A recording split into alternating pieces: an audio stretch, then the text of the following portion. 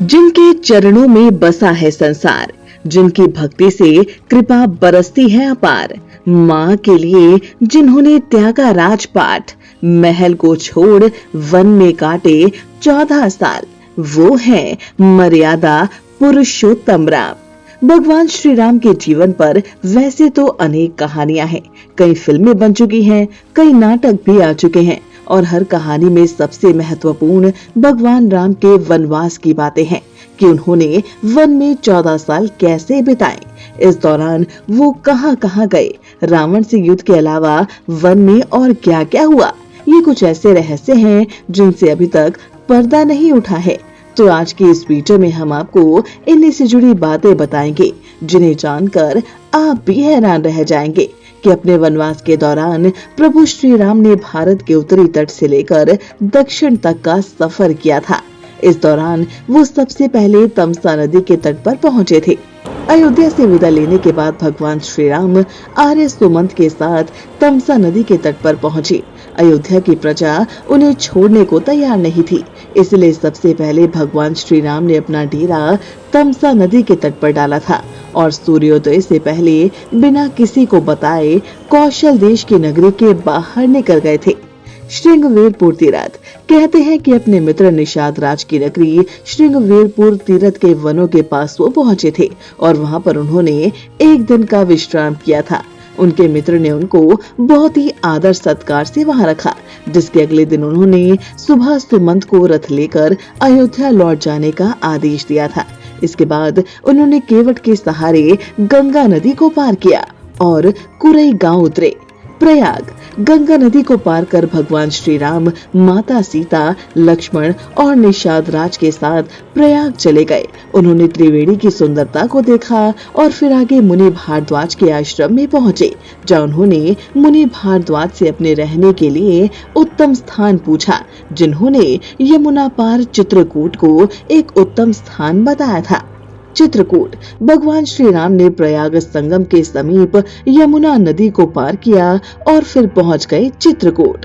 चित्रकूट वह स्थान है जहां राम को मनाने के लिए भरत अपनी सेना के साथ पहुंचे थे। राजा दशरथ का देहांत भी श्री राम वियोग में उसी समय हुआ जब श्री राम चित्रकूट में थे। भरत यहाँ से राम की चरण पादुका ले जाते हैं और राज सिंहासन पर उनकी चरण पादुका रखकर राज्याभिषेक करते हैं। इसके बाद अगला स्थान था दंडकारण्य। चित्रकूट से निकलकर श्री राम घने वन में पहुंच गए। कहा जाता है कि दंडकारण्य के वनों में पहुंचकर भगवान श्री राम ने ऋषि अत्रि और माता अनुसुईया के आश्रम में जाकर भेंट की और ऋषि अत्रि से ज्ञान पाकर वह आगे बढ़ चले।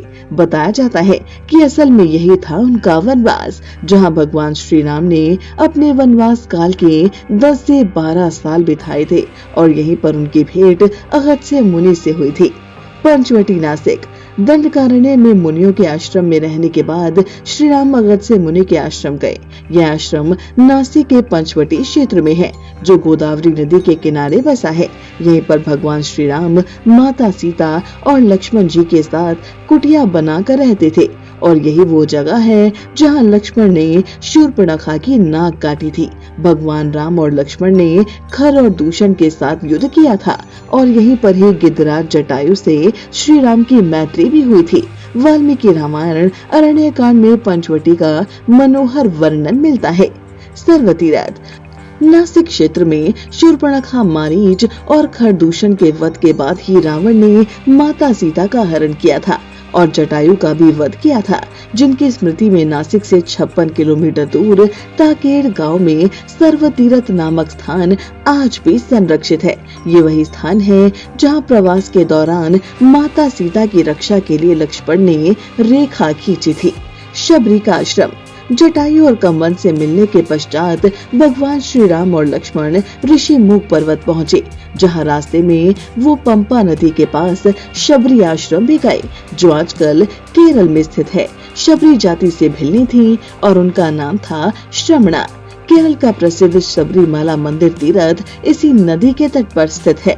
ऋषि मुख पर्वत मलय पर्वत और चंदन वनों को पार करते हुए श्री राम ऋषिमुख पर्वत की ओर बढ़े। या उन्होंने हनुमान और सुग्रीव से भेंट की थी, सीता के आभूषणों को देखा और श्री राम ने बाली का वध किया। ऋषिमुख पर्वत वाल्मीकि रामायण में वर्णित वानरों की राजधानी किष्किंधा के निकट स्थित था। कोडीकरई हनुमान और सुग्रीव से मिलने के बाद श्री राम ने वानर सेना का गठन किया और लंका की ओर चल पड़े। तमिलनाडु की एक लंबी तटरेखा है कोडीकरई। यहाँ श्री राम की सेना ने पड़ाव डाला और काफी विचार विमर्श के बाद निष्कर्ष निकला कि यह स्थान पुल बनाने के लिए उचित नहीं है। तब श्री राम की सेना ने रामेश्वरम की ओर कूच किया था। रामेश्वरम समुद्र तट एक शांत समुद्र तट है। रामेश्वरम प्रसिद्ध हिंदू तीर्थ केंद्र है। महाकाव्य रामायण के अनुसार भगवान श्री राम ने लंका पर चढ़ाई करने से पहले यहाँ भगवान शिव की पूजा की थी। रामेश्वरम का शिवलिंग श्री राम द्वारा स्थापित शिवलिंग है। धनुषकोडी वाल्मीकि के अनुसार 3 दिन की खोजबीन के बाद श्री राम ने रामेश्वरम के आगे समुद्र में धनुषकोडी नाम का स्थान ढूंढा था, जहां से आसानी से श्रीलंका पहुंचा जा सकता है। जिसके बाद उन्होंने नील और नल की मदद से लंका तक पुल बनाने का फैसला लिया था। इसके बाद अगला पड़ाव आता है नुवारा एलिया पर्वत श्रृंखला। वाल्मीकि रामायण के अनुसार श्रीलंका के मध्य में रावण का महल था। नुवारा एलिया पहाड़ियों से लगभग 90 किलोमीटर दूर बांद्रवेला की तरफ मध्य लंका की ऊंची पहाड़ियों के बीचों बीच सुरंगों और गुफाओं का भंवर जाल मिलता है।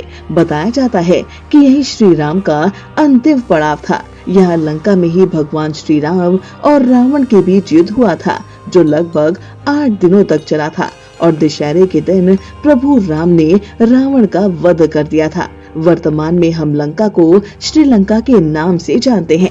तो इस तरह से प्रभु श्री राम अपने वनवास के दौरान इन जगहों पर गए थे, जिनका आज भी उतना ही महत्व बना हुआ है। तो कैसी लगी आपको हमारी ये वीडियो? ऐसी और भी वीडियोस को देखने के लिए हमारे चैनल को सब्सक्राइब करना बिल्कुल ना भूलें।